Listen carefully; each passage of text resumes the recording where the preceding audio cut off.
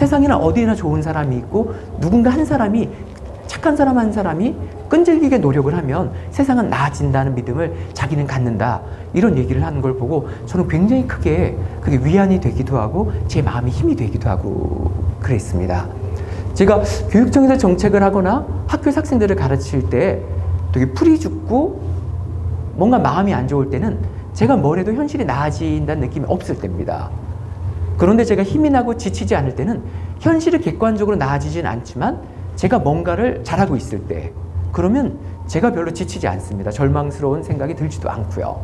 그리고 이런저런 교육청과 또 교육부 작업들 하다 보면 어디선가 좋은 마음을 먹고 해보려는 사람이 있습니다.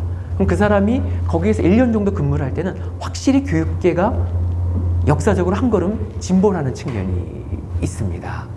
그래서 이 자리에 있는 한 분 한 분들이 자기의 역량과 힘이 이 세상의 크기에 보면 굉장히 작고 미미하다라고 저부터 뭐 종종 그렇게 느끼는데요. 그러나 누구라도 한 사람이 마음을 먹고 꾸준히 이렇게 노력을 하면 한 영역만큼은 조금 나아진다는 말씀을 제가 드리고 싶었습니다. 네, 그리고 앞서 최 선생님 강의를 들으면 제가 무릎을 쳤던 부분은요. 독일이 법치국가, 자유국가, 그다음에 사회국가 하나가 뭐였죠? 4개였던 것 같은데 민주국가였습니다. 그 중에 사회국가라는 말이 이해가 잘 되지 않았다라는 얘기를 하셨습니다. 저도 그 경험이 똑같이 있었습니다. 사회권이라는 개념이 있습니다. 저는 소유권, 환경권, 자유권 이런 건 고등학교 때 잘 배웠는데요. 제가 교사가 돼서 가르치다 보니까 저는 이제 정교조 교사거든요. 그리고 이제 나가다 보니까 이제 집회나 보면 사회권이란 말이 집회에 들리는 거예요. 근데 사회권이란 말이 굉장히 낯선 거예요. 제가 학창시절에 공부를 되게 열심히 했던 축이었는데도 사회권이란 말이 무슨 소리인지 모르겠더라고요. 근데 남들 쓰는 거 보니까 되게 일반적으로 쓰는 말인 것 같아요. 눈치를 보니까. 그래서 와서 책을 찾아보니까 생존권이라는 말이더라고요. 한 인간이 인간답게 살 수 있는 최소한의 어떤 생활 수준을 보장하는 권리, 다른 모든 권리보다 이 권리가 우선한다. 이렇게 책에 나와 있는 거를 이제 보고 나중에 이거를 제가 막 따로 개인 공부를 해서 이 개념을 제가 익혔는데 이게 저에게는 되게 약간 놀라운 체험이었어요. 학창시절에 배우지 않은 걸 나중에 교사가 돼서 따로 공부하면서 배우니까 이 개념을 익히는 시간이 굉장히 길었어요, 저한테. 그래서 학교에서 가르치는 것이 되게 표준의 효과를 내는구나 라는 걸 제가 알았습니다. 학교에서 왜 사회권을 가르치지 않았을까? 제가 고등학교에 다닐 때요. 그것은 이런 것을 가르치는 것을 원하지 않는 집단이 있었기 때문이구나 라는 걸 제가 알게 됐고요. 제가 교사가 돼서 공부를 하고 활동을 하다 보니까 그런 게 보입니다. 그러니까 지난 10년 동안 정경련은 교육부에 대해서 많은 로비를 그리고 연구회, 학회 작업들을 하면서 사회권과 같은 개념들을 사회교과서에서 축소시켰습니다. 그 역사교과서 국정화뿐 아니라 사회교과서에 나온 어떤 빈부격차라든지 어떤 재벌의 전횡을 제어할 수 있는 학문적 개념들을 교과서에서 뺐습니다. 그것이 학계에서 일반화된 개념이 아니기 때문에 제거된 게 아니라 학계에서는 상식이지만 그것이 정경련의 마음에 들지 않았기 때문에 어떤 정치적인 로비를 통해서 이제 그것이 빠지게 됐습니다. 그런 걸 교사로서 제가 볼 때 교사가 학생들의 학습권을 지켜줘야 됩니다. 학생들의 학습권을 지켜준다는 것은 수업을 10분 늦게 들어가면 안 된다는 수준이 아닙니다. 학생들이 배우는 내용이 학생들의 삶에 이루어야 된다는 겁니다. 학생들이 자기가 교사인 제가 학생들한테 어떤 걸 가르치는데 그게 학생들의 삶을 잘 살게 만들어야지 학생들이 잘 살게 만드는 것에 발목이 잡게 된다면 그것은 교사로서 굉장히 마음 아파야 되는 일입니다. 그런 것을 하려면 교사가 사람 수 협동조합을 만들듯이 교사도 단체를 결성하고 조합을 만들고 연구회를 만들어야 됩니다. 한 개인 교사의 선한 의도만으로 해결할 수 없는 문제들이 학교에 있는 겁니다. 교과서가 그렇게 나오면 교사가 아무리 선한 의도를 가져도 교과서 못 바꿉니다. 교사가 단체를 만들고 조합을 만들고 연구회를 만들어서 정책 제안을 하고 문제 제기를 하고 그렇게 해야지만 이게 사회적 의제가 돼가지고 바로 잡혀질 수 있는 요소가 있는 겁니다. 그래서 여러분들이 저는 개인적인 자기 개발 중요합니다. 그건 그것대로 열심히 가고요. 그러나 한 개인의 자기 개발만으로 해결될 수 없는 사회적 문제들은 함께 모여가지고 단체를 만들고 조합을 만들어서 같이 사회적인 목소리를 내야 해결이 돼야 되는 부분이 있습니다. 개인과 사회가 분리되어 있지 않음을 꼭 기억해 주시고요. 자기 개발을 한다고 해서 사회적 문제를 외면하거나 이런 건 아니고요. 두 가지는 같이 간다는 것을 제가 말씀드리고 싶었습니다. 네, 제 이야기를 이 피곤한 토요일 오후에 잘 들어주셔서 고맙습니다. 궁금한 거 물어보시면 제가 말씀드리겠습니다. 네. 아까 20% 정도 그 책 끝에 보면 답 같은 거? 네. 이렇게 해라 이런 게 있어서 그냥 토론이 아니라 강의보다는 책을 읽고 모이는 게 좀 더 긍정적이라고 하신 것 같은데 그 책을 뭐 사람이 변화를 하려면 여러 가지를 들은 게 있거든요. 뭐 네. 한 권의 책을 100권 이상 읽어라 혹은 그 어떤 문장을 가지고 계속해서 도전해봐라. 네. 뭐 여러 가지 방법이 있던데 선생님께서 어떤 경험이나 이런 것들을 통해서 그 책의 어떤 답을 실현하려고 하는 제일 가장 좋은 방법 같은 것들을 추천해 주실 수 있는지 궁금합니다. 그거 제 전문입니다. 네, 그 17기 시도교육청이 있고 교사가 돼서 처음 교사가 대학 사범대 졸업해서 나오면 2급 정교사로 교단했습니다. 만 3년이 지나면 사람들을 좀 들들 볶는 연수를 한 달 정도 시킨 다음에 1급 정교사 자격증을 줍니다. 교육청 1급 정교사 자격증 연수 때 제가 대부분 이제 교육청에서 강의를 하는 주제가 지금 말씀하신 그 내용입니다. 사람이 똑똑해지려면 사회과학 책을 읽어야 됩니다.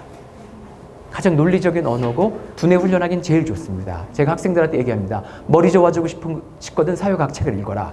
정치, 경제, 사회, 문화, 여성학, 교육학 책을 읽으면 머리가 팍팍팍팍 돌고 그럼 좋아진다. 여학생들은 성장소설 좋아하는데 그거 어느 정도 읽고 책 읽는 몸이 됐으면 사회과학 책도 같이 읽는 것이 좀 필요하다. 이렇게 얘기를 합니다. 세상이 어떻게 돌아가는지 어떻게 속고 있는지 돌아가는 판을 읽으려면 사회과학 책을 읽어야 됩니다. 그러나 머리가 트인다고 해서 행동이 나가진 않습니다. 이 부분이 저에게는 굉장히 중요한 깨우침이었는데요. 사람이 머리에서 이제 그다음 발이 따라서 움직이려면 가슴이 움직여야 됩니다. 이거는 예술의 힘이 있습니다. 소설책, 시집의 한 3줄 정도, 영화의 한 2-3 장면, 이런 것들이 사람의 가슴을 뛰게 하면서 머리를 위한 것들을 몸이 따라서 움직이게 하는 요소가 있습니다. 요즘 사람들이 아는 거는 되게 많습니다. 인터넷의 혜택입니다. 아는 게 많은데 몸이 안 움직이는 경우는 어떤 감동, 충격, 느낌을 받는 체험이 있어야 되는데 이런 것은 시와 소설, 수필 이런 것들이 갖는 힘이 있습니다. 시집은 처음부터 끝까지 읽는 책이 아닙니다. 휘휘휘 보다가 마음에 드는 3줄만 찾아내면 시집 7,000원 돈 낸 값이 되는 겁니다. 시집을 처음부터 끝까지 다 이해하려고 하는 것은 집착입니다. 내 마음에 드는 구절 3줄을 찾는 것, 이 목적으로 시집을 읽는 거고요. 사회과학 책을 읽다 하더라도 모든 책을 처음부터 끝까지 읽는 것은 불가능합니다. 그러니까 지혜롭지도 않습니다. 어떤 책은 처음부터 끝까지 읽지만 어떤 책은 책의 일부분만 읽고 그런 식으로 유연하게 가야 됩니다. 한 시점에 동시에 손으로 만지작거리는 책이 한 7, 8권 정도 되는 것이 정상입니다. 하나를 처음부터 끝까지 읽고 그 다음에 또 다른 책을 처음부터 끝까지 읽고 이렇게 하는 책 읽기는 그게 체질에 맞는 사람만이 할 수가 있습니다. 그런 체질이 있습니다. 근데 타고난 산만한 체질은 그게 안 됩니다. 유목민 체질 이런 사람은 이제 안 되고요. 그런 사람은 그런 독서법을 선택하면 계속 자기 좌절을 맛보게 됩니다. 자학을 하게 됩니다. 그래서 자기가 처음부터 끝까지 읽는 그런 집착적인 체질이면 그렇게 가도 되고요. 또는 조금 100쪽쯤 읽으면 숨이 넘어갈 것 같아요. 그러면 그런 사람은 100쪽까지 읽고 계속 책을 바꾸십시오. 그런 식으로 계속 이제 나가는 유연한 태도가 필요합니다. 사람마다 굉장히 다릅니다, 몸이. 네. 그리고 또 말씀해 주시면 제가 대답하고 이렇게 하겠습니다. 그리고 재밌는 건 자연과학 책에는 가슴에 와닿는 문장을 찾으려고 해도 찾을 수가 없습니다, 묘하게. 이렇게 가슴에 와닿아야 그 변화를 불러일으키는 생각의 변화는 사회과학책, 자연과학책을 갖고 바뀔 수 있습니다. 그러니까 예를 들면 저명한 생물학자인 최재천 선생 있잖아요. 국어 교과서의 제일 옛날에 첫 번째 실린 글이 최재천 선생의 글이었습니다. 과학자가 쓴 글이었는데, 그러니까 최재천 선생이 쓴 생명이 있는 것은 다 아름답다라는 책을 제가 보면서 제가 무릎을 쳤습니다.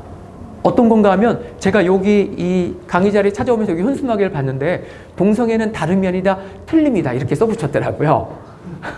근데 그분이 생물학자거든요. 요즘에는 이제 학교는 생물이 아니라 생명과학이라는 과목으로 지금 이름이 바뀌었습니다. 과목이. 생명과학자인데 이 생명을 전공한 사람으로서 쭉 보면 동성애가 내 마음에 들지 않는다 뭐 이렇게 얘기를 할 수 있지만 동성애가 반자연적이다라고 얘기하는 경우가 있는데 그건 틀렸다는 거예요. 모든 생명체에는 일정한 비율 동성애가 나타난다는 거예요. 왜 그런지 자기는 모르겠는데 그래서 동성애는 일정한 비율로 나타나기 때문에 반자연적인 게 아니라 그것은 일단 자연적인 것이긴 하다. 이렇게 얘기하는 걸 보고 제가 되게 무릎을 탁 쳤거든요. 그래서 어떤 부분에 대해서 정확한 자연과학적 지식을 아는 것은 굉장히 많이 무지몽매하거나 정치적 편견에서 벗어날 수 있는 요소가 사실 있습니다. 그리고 사회과학책과 자연과학책은 생각을 바꿀 수 있습니다. 왜곡을 바로잡을 수 있습니다. 그리고 예술과 문학에 대한 책은 몸을 움직일 수 있는 겁니다. 몸을 바꾸려면 문학책, 머리를 바꾸려면 사회과학, 자연과학책. 이렇게 일단 도식적으로 이해해도 되겠습니다. 네. 네.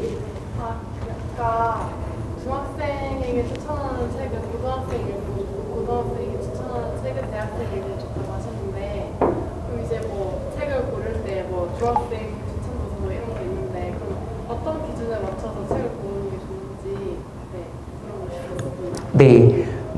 어떤 기준에 맞춰서 책을 고르는 게 좋은가라는 거였습니다.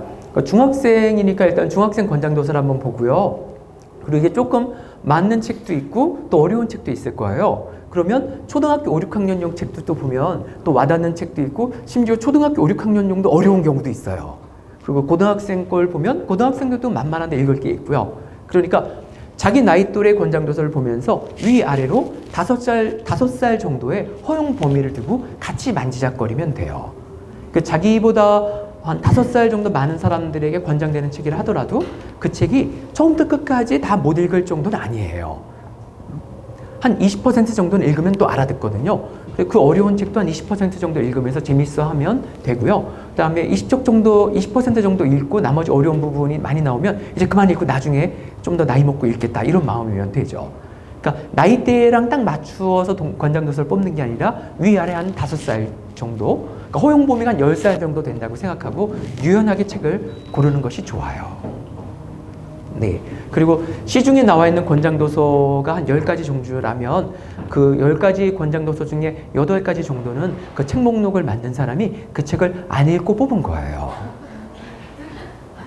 그리고 10가지 중에 2가지 정도는 그 책 목록을 만든 사람이 진짜 책을 읽고 뽑은 거고요. 옥석을 가려야 되는데 그거는 학생의 눈으로는 쉽지 않아요. 학생의 눈으로 옥석을 고르게 되면 오히려 안 읽고 뽑은 목록을 고르는 경우가 의외로 많아요. 안 읽고 뽑았다는 것은 굉장히 어깨에 힘이 들어가고 유명하고 훌륭한 책, 이게 번역이 한국어로 잘못되었다 하더라도 일단 유명한 책이 이렇게 소개가 언론에 되면 그 책 그냥 넣어버립니다. 그 책은 보통 그 분야 전공자도 번역이 잘못되면 읽기가 힘든데 그런 책들이 가끔 청소년 권장도서로 돌아다니는 경우가 가끔이 아니라 종종 있어요. 네, 그렇습니다. 그러면 대학 권장도서 중에서 읽어보고 판단해야 됩니다. 권장도서를 다 읽어보고 판단하는 건 좀 어렵죠. 그래서 선생님을 좀 잘 만나야 되고요.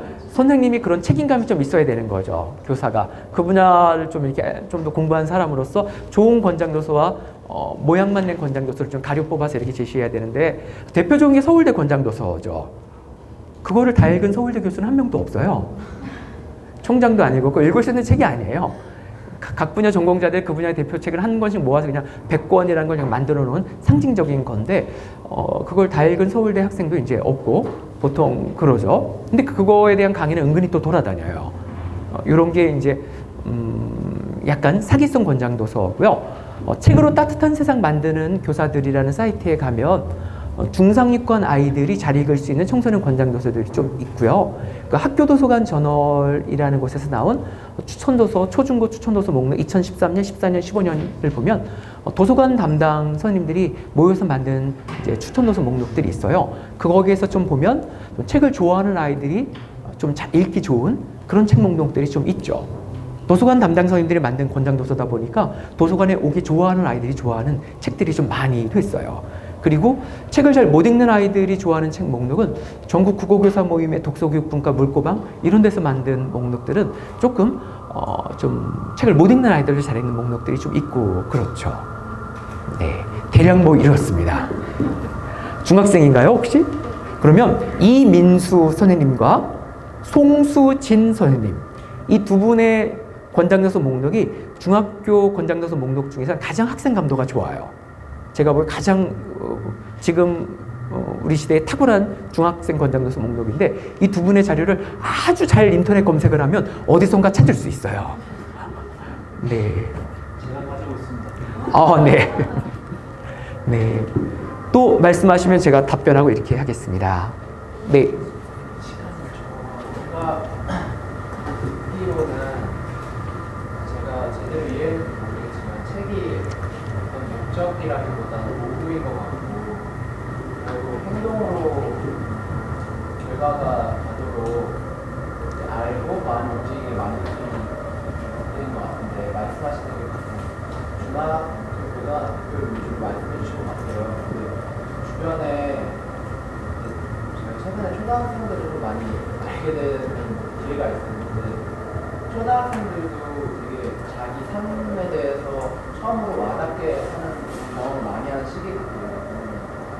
그런 초등학생들이 독서 모임으로 어떤 시작을 할 수 있는 그런 게 될 수 있다면 어떤 얼핏 생각이 들기로는 자기 생활이나 타인의 생활을 경험할 수 있는 문학이나 소설 위주로 보는 게 좋을 것 같은데 그런 것 혹시 있으면 좋은 방법 같은 게 있으면 알려주시면 좋겠어요. 지금 판단이 정확합니다. 초등학생 아이들의 독서 모임은 자기 삶을 이야기할 수 있는 책으로 하는 것이 핵심입니다. 네. 지식 교육을 해도 얼마 안 들어갑니다. 그 나이 때는. 그 나이 때는 인간과 세상, 사람, 문화 이런 것들을 받아들여야 됩니다. 많은 옛날 이야기 설화, 각 문화권에서 나온 어떤 전설들이라든지 또는 우리 시대의 작가들이 우리 시대의 사람들의 이야기를 적은 창작 동화들 이런 것들이 초등학교 책 읽기의 중심에 있다고 보면 됩니다. 지식 위주의 책 읽기는 학습 만화는 그냥 덤으로 한다 이렇게 보시면 됩니다. 주는 사는 이야기입니다. 그리고 지도 방법은 아주 잘 얘기하셨는데 감상을 얘기하라, 느낌을 얘기하라 이러면 안 됩니다. 모든 남자 학습자는 느낌을 얘기하라고 하면 실패합니다. 특히 여선생님들이 남학생들을 가르칠 때 실패하는 이유가 느낌을 얘기하라고 합니다. 그러면 애들이 이렇게 씁니다. 느낌이 없다. 이렇게 씁니다. 시시하다. 재미있네. 놀부는 나빠. 이렇게 씁니다. 애들이. 그럼 많은 중학교 여선생님들이 애들을 가르치면서 한 줄 이상 글을 못 쓴다, 감상을 이렇게 되는데 그거는 느낌을 쓰라고 하기 때문입니다. 감상을 쓰라는 말도 하지 말아야 됩니다. 느낌과 감상을 언어로 서술하는 건 매우 높은 수준의 능력이기 때문에 일반적으로 가능하지 않습니다. 어떻게 얘기하느냐면 지금 말한 거에 답이 있었는데요. 그 아이가 자기 경험을 얘기할 수 있는 책을 주고요. 그와 비슷한 자기 경험을 얘기하게 하는 것이 가장 좋습니다. 자기 경험이 없으면 친구한테 물어서 친구의 경험을 보고 들은 거 있잖아요. 들은 얘기를 다른 아이의 경험을 얘기하는 것도 좋습니다. 굉장히 많은 어떤 지적인 그 일들이 일어납니다.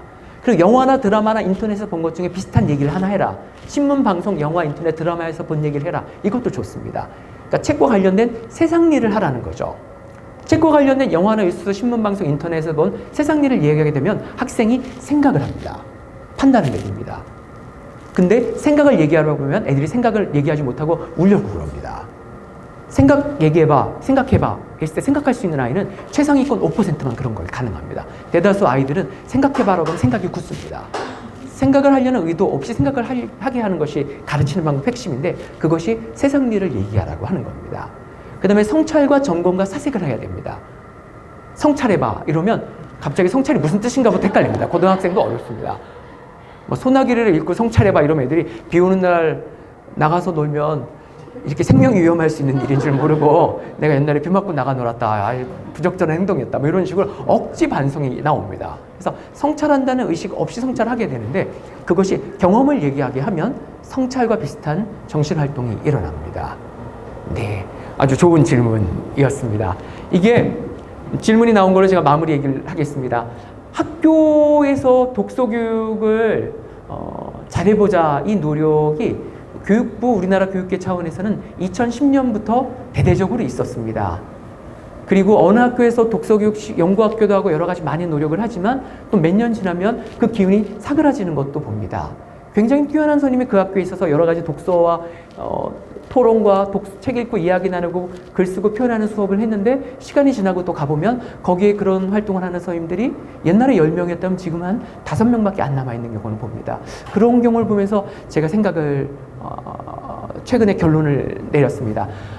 어떤 방법을 알려주는 것이 꼭 필요합니다. 철학만, 가치관만, 좋은 마음만으로 현실에서 좋은 행동을 할 수가 없습니다. 방법이 필요합니다. 철학을 행동화시키려면 방법이 있어야 돌아갑니다. 그러나 방법을 안다고 해도 사람들은 지속해서 그 좋은 방법을 실행하지 않습니다. 철학이 있어야지만 좋은 방법의 실행이 그 사람의 몸에서 지속된다는 걸 제가 알았습니다. 그래서 방법과 철학이 같이 있어야 된다는 얘기를 지금 말씀해 준 분의 그 답변 겸하면서 오늘 이야기의 마무리 이야기 겸하면서 제가 물러나겠습니다. 네, 고맙습니다.